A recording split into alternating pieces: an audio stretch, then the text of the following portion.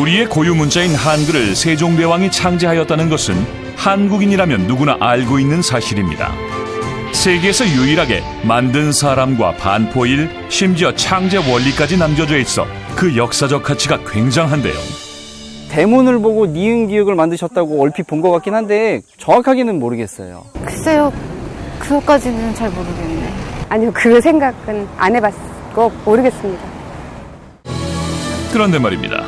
그 많은 역사적 자료들 중 유독 창제 비화에 대해선 알려져 있지 않았습니다. 그 누구도 알지 못하는 한글 창제의 숨은 이야기. 한국인도 모르는 한글 창제의 비화.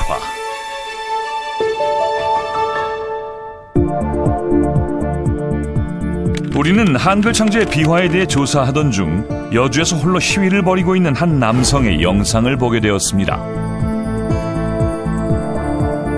사실일까? 사실이라면 왜 그 남자는 홀로 시위를 하고 있는 걸까? 사람들은 훈민정음을 집현전에서 만든 걸로 알고 있습니다. 여주 시민의 한 사람으로서 그 진실을 정확하게 알리고 싶었고요. 제가 많은 거 바라는 거 아닙니다. 여주에서 수라상을 받으시면서 한글 창제의 아이디어를 얻었다는 거, 그 정도는 인정해 주셔야 되는 거 아닙니까? 이 남자는 도대체 어떤 근거로 한글을 세종과 여주 공동 제작이라 주장하는 것일까요? 과연 세종과 여주와는 어떤 관련이 있는 것일까요? 세종에 관해 모르는 것이 없다는 세종 전문가, 세종연구학 박사 박현모 교수를 만나봤습니다. 세종대왕하고 여주는 정말로 뗄래야 뗄 수 없는 그런 관계에 있습니다. 세종의 어머니의 친정이 여주입니다. 즉 세종의 외갓집이 여주인 것이죠. 그러다 보니까 어려서부터 자주 이렇게 여주를 오셨는데요. 오실 때마다 세종이 좋아하시는 거가 여주 쌀이었습니다. 내가 먹는 맛있는 여주 쌀과 같은 그런 그것을 백성들에게 모두 고루 먹일 수 없을까?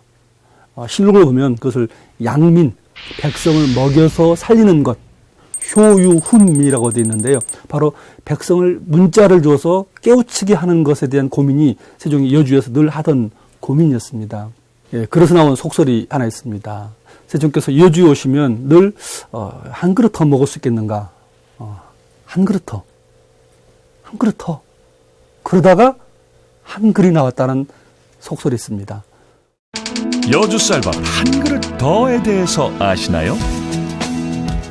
한 그릇 더를 외치다 한글을 생각해내셨다는데 이러한 사실은 여주 곳곳에 잘 알려져 있다고 합니다. 세종대왕님께서 이 여주 쌀밥을 드시고 너무 맛있으니까 한 그릇 더 찾으셔갖고 그 이야기는 여주 사람들은 다 알고 계세요. 예. 여주 사람이라면 모두가 알고 있다는 한글 창제 비화. 여주 쌀밥 한 그릇 더. 정말 사실일까요? 세종께서 이제 여주에 오실 때 지금 기록을 보면 천령현이라고 지금 이포복 근처에서 그 점심을 드셨다는 기록이 있습니다. 그리고 그 다음에 이제 금당천, 지금 북내면까지인데 신기하게도 그 사이에 하루 정도 실록의 공백이 비어 있습니다.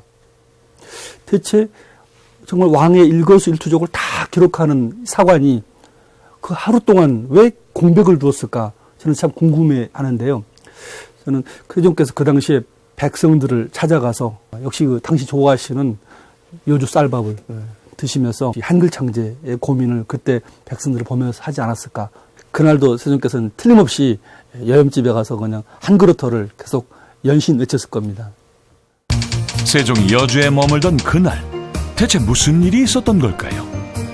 여주에 머무른 둘째 날, 그날에 대해 알고 있다는 한 농부를 찾아가 봤습니다. 그날은 뭐 할아버지께 들은 얘기인데 세종대왕께서 저희 가문에 오셔서 아주 식사를 맛있게 하셨다 그러더라고. 세종대왕께서 드신 쌀이 전원에서 자란 쌀이거든요. 엄청 영광된 자리였는데 저희 집안으로서는 없는 집안에서 아주 거들나는 날인 줄 알았어요. 아유, 말 떼지 마세요. 뭐 한두 끝도 없어요. 한 그릇도가 몇 번인지 몰라. 아주 우리는 그래서 그날을 잊지 않게 해서 한 그릇 더 날로 정해갖고 매년 아주 그날만큼은 한 그릇 더 먹고 있습니다.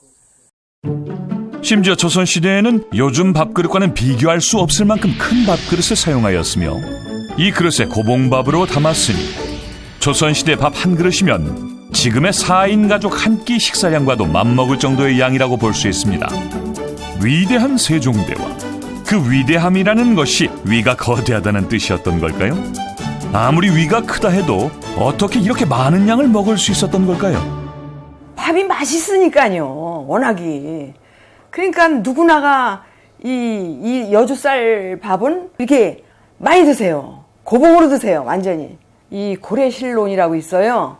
그 고래실론은 뭐냐면은 물이 항상 차 있고 그 태풍이 불어도 쓰러지지 않는 쌀이에요. 그게 벼가요. 그러니까 밥이 맛있으니까 그러잖아요. 맛이 없으면 여기 쌀밥 한 그릇 더 주세요. 저 보세요. 그냥 계속 시키신다고요. 한 그릇 가지고는 안 되는 거예요. 많이 잡수시기 때문에. 여주 쌀밥 맛을 본 세종은 이후 상왕과 형제들과 함께 여주를 자주 방문하였고 더 신선한 여주 쌀을 먹고자 여울물을 파수로로 만들라 명하였으며 여주 쌀밥을 만 백성에게 맛보여주기 위해 여주 쌀 생산량을 늘리고자 농사직서를 편찬하는 등 여주 쌀에 대한 애정을 드러냈습니다. 그 후로 세종의 수라에는 여주 쌀만 진상되었고 세종은 대식가의 면모를 가감없이 보여주었습니다. 조선시대 다른 임금에 비해 세종이 유독 풍채가 좋은 것은 바로 이 여주쌀 덕분이라고 할 수 있겠습니다. 언젠가 이 여주쌀과 훈민정음의 그 관계가 드러날 때가 있을 것이라고 기대를 합니다. 여주쌀밥 한 그릇에서 시작되었다는 한글 창제의 비화. 역사 속에서 여주가 어떻게 해석되고 기억될지는 후세들의 몫으로 남기겠습니다.